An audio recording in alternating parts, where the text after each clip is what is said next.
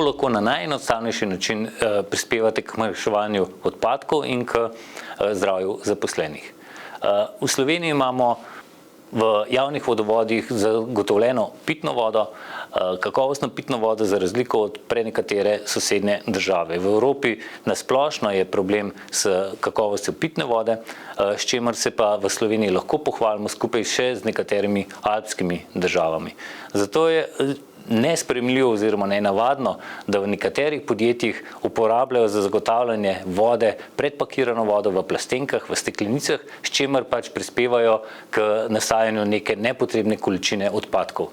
V Zbornici komunalnega gospodarstva smo v okviru pobude Skupaj za boljšo družbo pričeli z akcijo Voda iz pipe, s čimer skušamo podjetja spodbuditi k bolj odgovornemu ravnanju, kar se tiče ravnanja z odpadki in zagotavljanja vode na svojih dogodkih, na sestankih.